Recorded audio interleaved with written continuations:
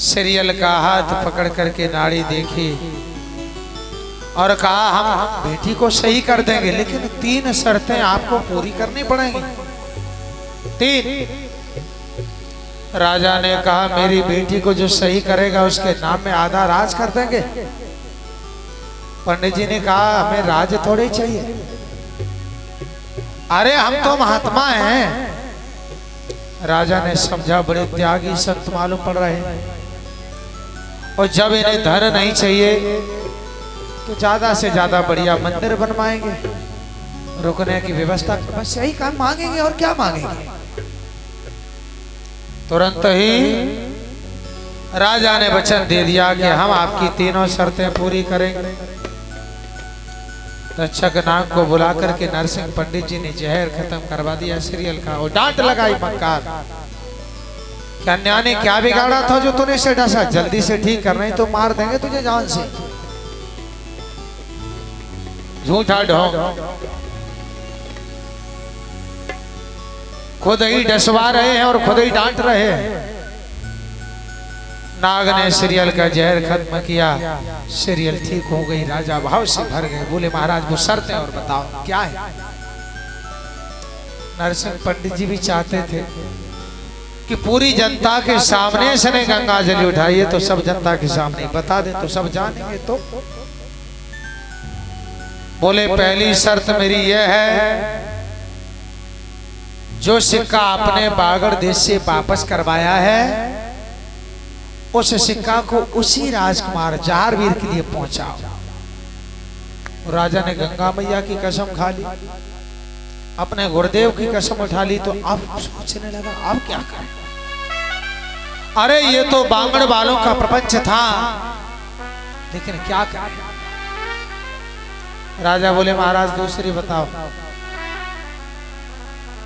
पंडित जी बोले दूसरी शर्त यह है कि जो सिक्का भिजवाया जाए वो सिर्फ मेरे हाथों भिजवाया जाए, ऐसा नहीं कि तुम जाओ और हम भिजवा दें, नहीं हमारे द्वारा। और तीसरी शर्त यह है, आपकी राजकुमारी को जहरीले नाग ने डसा है महाराज। और शर्त क्या, आपकी इच्छा के ऊपर निर्भर है। तीसरी शर्त तो ये इतना जहरीला नाग है जिसे डसा है, ठीक तो हो गई, लेकिन 7 दिन तक असर आ सकता है, जिम्मेवारी नहीं है। 7 दिन तक। राजा बोले महाराज 7 दिन नहीं 1 महीना हमारे घर में रहो, आराम से खूब सेवा करें, बेटी को कुछ ना हो, इकलौती संतान। लेकिन समझ तो गए कि ये बांगड़ वालों की चाल है। राजा कभी भी शादी नहीं करना चाहते सीरियल की गोगा जी के साथ। अपने मंत्री से सलाह ली है, राज भवन में आकर के मंत्री ने लगत भादों 13 का निमंत्रण दे दिया, जबकि बांगड़ की बारात 9वीं को आ जानी चाहिए थी। 9वीं का विवाह है, सोचा 9वीं का विवाह है तो बारात आमेर नगर से आएगी, शादी होगी, 10वीं एकादशी को सीरियल की विदा हो जाएगी, और 13 को बागड़ वाले आएंगे। जब कन्या मिलेगी नहीं, सीरियल मिलेगी नहीं, शादी किसे करेंगे। वही लगत भादों लगत फागुन 13 तिथि लिखवा दी। नरसिंह पंडित जी को पकड़ा दी। ये सारी सलाह तक्षक नाग ने सुन ली। नरसिंह पंडित जी सीरियल के पास गए, माला निकलवाई, भुरिया नाग को निकलवाया। सीरियल को बड़ा पश्चाताप हुआ कि बताओ हमारे महल में सब कुछ होते हुए और माला में बंद बने रहे, बक्सा में बंद बने रहे, क्योंकि सीरियल ने उस माला को बक्सा में बंद कर दिया था। सिक्का मिल गया है, भले ही गलत मिला है, लेकिन मालूम है 9वीं का विवाह है।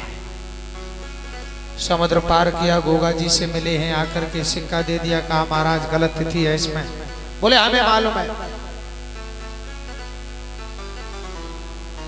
सिक्का वापस आ गया, विवाह की तैयारियां हुई। राजा ने सब राजा राजकुमारों को निमंत्रण दिया, सब मेहमानों को निमंत्रण दिया राजा जेवर सिंह ने, और बादशाह मैया भात ने उतने गई अपने सरसा पाटन में। भात न्योतने गई तो कम समय होने के कारण भैया हरि सिंह ने कहा कि बहन, अरे राजा रजवाड़ों के यहाँ इतनी जल्दी तैयारी हो जाएगी? 4 दिन रह गए विवाह के और अब तुम भात न्योतने आई। अरे ये गुड़ की भेली ले जाओ। अरे हम कैसे व्यवस्था कर पाएंगे? बादशाह मैया जब निराश हुई तो एक पड़ोसी बनिए ने आकर के कहा, अरे भैया कैसी बात करते हो? अरे बहन भात न्योतने आई है, स्वीकार करो, व्यवस्था हम करेंगे पूरी। भात न्योतने के बाद बादशाह मैया ने जब घर में आकर के विवाह की तैयारियों को आगे बढ़ाया, भक्तों ध्यान रखना, सबको निमंत्रण दिया था, लेकिन जारवीर के गुरु गोरखनाथ जी ने बादशाह मैया के गुरु राजा जेवर सिंह गुरु गोरखनाथ जी का ही ध्यान भूल गए। और जब जब जो भी गुरु का ध्यान भूलता है समस्या आती है। और समस्या का समाधान भी तब होता है जब गुरु शरण मिलती है। जारवीर गोगा जी हारते नहीं यदि गुरु को याद रखते। राम जी का विवाह भी तब संपन्न हुआ, गुरु साथ थे। अब खूब तैयारी हुई, नवमी का विवाह है, बारात पहुंचनी है, तो पंचमी को बारात चली, बरना बनाया गोगा जी को। और जब